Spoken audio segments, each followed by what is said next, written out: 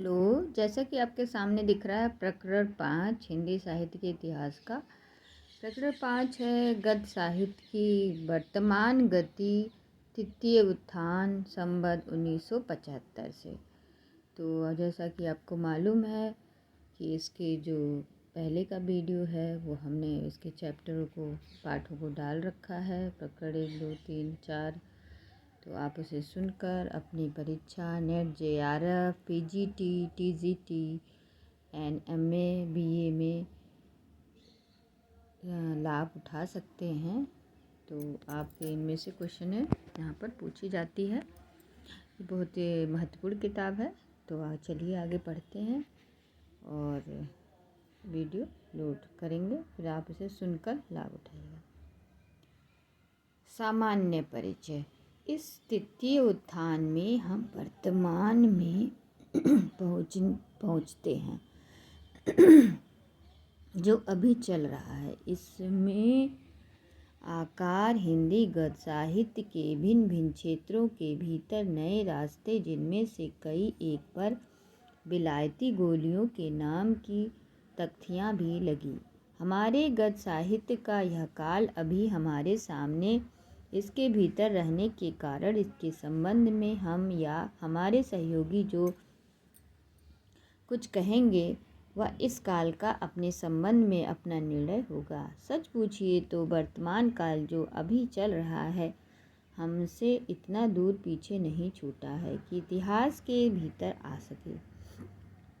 इससे यहाँ आकर हम अपने गद्य साहित्य के विविध अंगों का संक्षिप्त विवरण ही इस दृश्य से दे सकते हैं कि उनके भीतर की भिन्न भिन्न प्रवृत्तियाँ लक्षित हो जाए। सबसे पहले ध्यान लेखक और ग्रंथकारों की दिन दिन बढ़ती संख्या पर जाता है। इस 20-21 वर्षों के बीच हिंदी साहित्य के मैदान काम करने वालों से पूरा भर गया।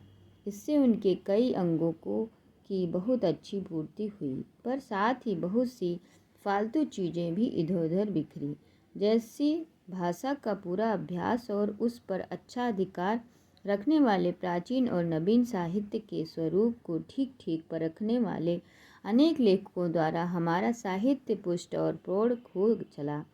वैसे ही केवल पाश्चात्य साहित्य के किसी कोने से आँख खोलने वाले और यूरोप की हर एक नई पुरानी बात की आधुनिकता कहकर चिल्लाने वाले लोगों के द्वारा बहुत कुछ अनधिकार चर्चा, बहुत सी अनाड़ीपन की बातें भी फैल चली। इस दूसरे ढांचे के लोग यूरोप की सामाजिक, राजनीतिक और साहित्यिक परिस्थितियों के अनुसार समय समय पर उठे हुए नानावादों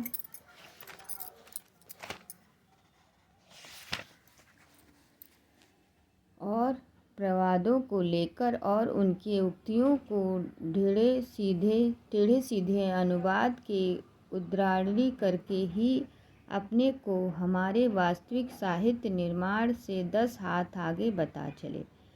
इसके कारण हमारा सच्चा साहित्य रुक तो नहीं, पर व्यर्थ की भीड़ भाड़ के बीच ओट में अवश्य पड़ता रहा। क्या नाटक, क्या उपन्यास, क्या निबंध, क्या समालोचना, क्या काव्य स्वरूप मीमांस, सबके क्षेत्र के भीतर कुछ विलायती मंत्रों का उच्चारण सुनाई पड़ता आ रहा है। इनमें से कुछ तो ऐसे हैं जो अपने जन्म स्थान से अब नहीं सुनाई पड़ते। हंसी तब आती है जब कुछ ऐसे व्यक्ति भी साध्य युग की प्रवृत्ति, क्लासिकल, रोमांटिक इत्यादि शब्दों से विभूषित अपनी समालोचना द्वारा नए युग की बाणी का संचार समझने खड़े होते हैं, जो इन शब्दों का अर्थ जानना तो दूर रहा, अंग्रेजी भी नहीं जानते। उपन्यास के क्षेत्रों में देखिए तो एक और प्रेमचंद ऐसे प्रतिभाशाली उपन्यासकार हिंदी की कीर्ति का देश भर में प्रचार कर रहे हैं। दूसरी ओर कोई उनकी भरपेट निंदा करके तालस्य टॉलस्टॉय का पपी के प्रति घृणा नहीं, दया वाला सिद्धांत लेकर दौड़ता है। एक दूसरा आता है जो दया वाले सिद्धांत के विरुद्ध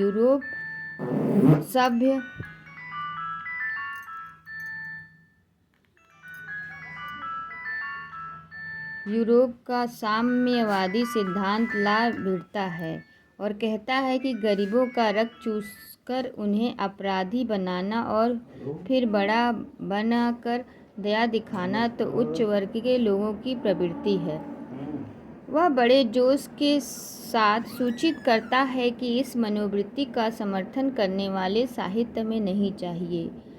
हमें तो ऐसा साहित्य चाहिए जो दलित किंचनों में रोष, विद्रोह और आत्मगौरव का संचार करे और उच्च वर्ग के लोगों में नैराश्य, लज्जा और ग्लानि का।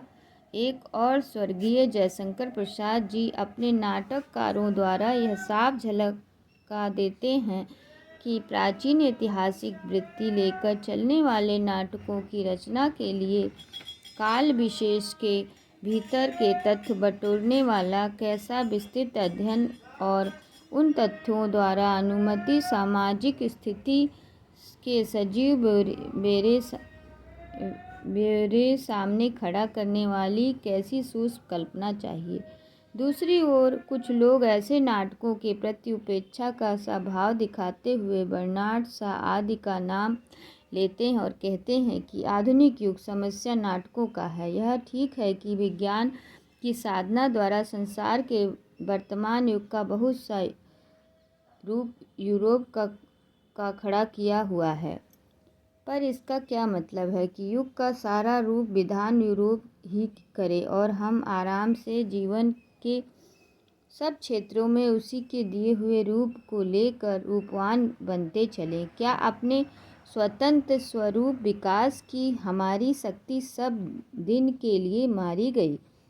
हमारा यह तात्पर्य नहीं कि यूरोप के साहित्य क्षेत्र में उठी हुई बातों की चर्चा हमारे यहीं ना हो।